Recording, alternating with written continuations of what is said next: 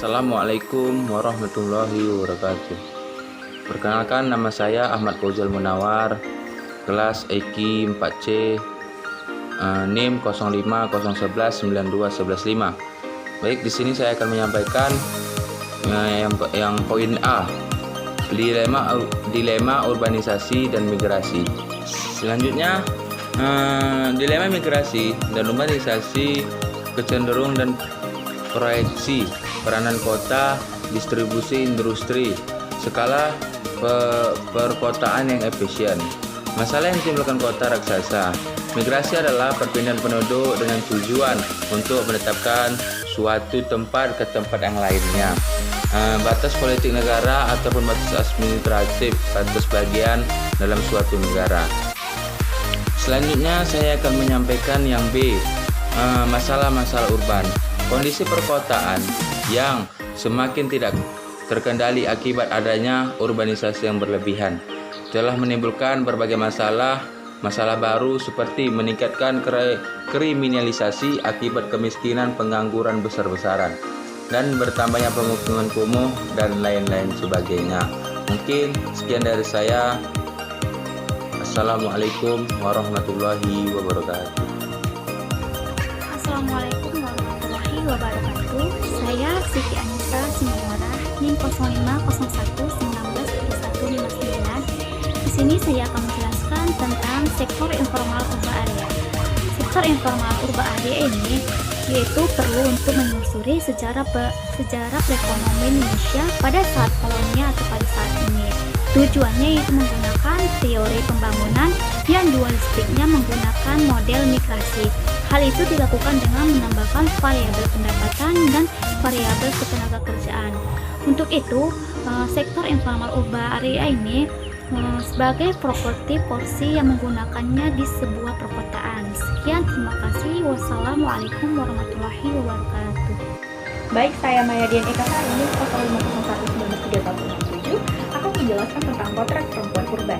Urban berarti sesuatu yang bersifat perkotaan yang secara langsung maupun tidak berkaitan dengan urbanisasi atau perpindahan penduduk dari desa ke kota. Fenomena urban pada hakikatnya berkaitan erat dengan persoalan tradisi dan modernitas. Masyarakat urban identik dengan industrialisasi dan konsumsi gaya hidup masyarakat modern atau sosialita dalam artian fenomena gemerlap. Perempuan dalam kehidupan urban. Penggambaran perempuan di kehidupan urban, wanita dianggap inferior.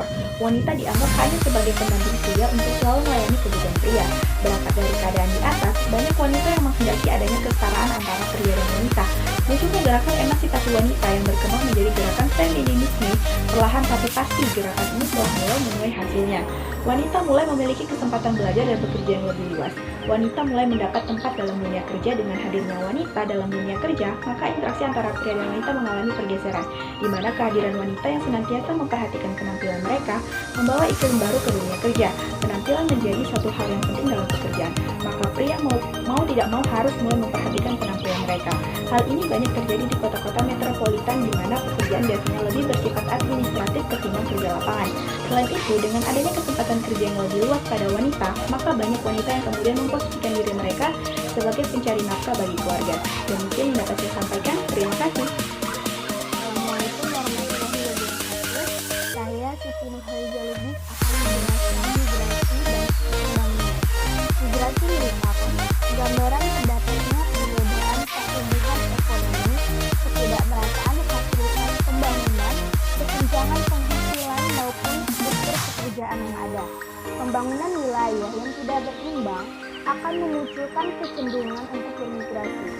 Calvin Stein berpendapat bahwa migrasi merupakan hal yang tidak dapat dipisahkan dari pembangunan dan dorongan utama migrasi adalah motif ekonomi. Sekian dari saya, Siti Nurhaliza Lubis. Wassalamualaikum warahmatullahi wabarakatuh. Assalamualaikum warahmatullahi wabarakatuh. Nama saya Rahmawati, NIM 0501193217. Di sini saya akan menjelaskan tentang teori rural urban migration. Migration bisa menjadi salah satu cara bagi penduduk usia kerja untuk keluar dari garis kemiskinan.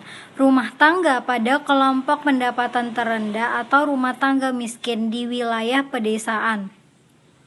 Di wilayah pedesaan memiliki peluang yang lebih tinggi dibandingkan dengan kelompok pendapatan lainnya untuk melakukan migrasi dengan motif risiko.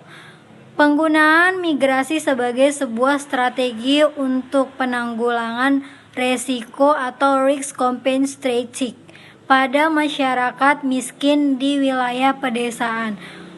Peluang keberhasilan akan menjadi lebih besar jika tunjangan beberapa faktor seperti faktor pendidikan yang tinggi dan masih dalam usia yang sangat produktif. Keberhasilan migrasi hanya diukur dari besarnya pendapatan, tetapi tidak dapat menjelaskan atau tidak mengukurnya kebahagiaan seseorang. Sekian dari saya. Assalamualaikum warahmatullahi wabarakatuh.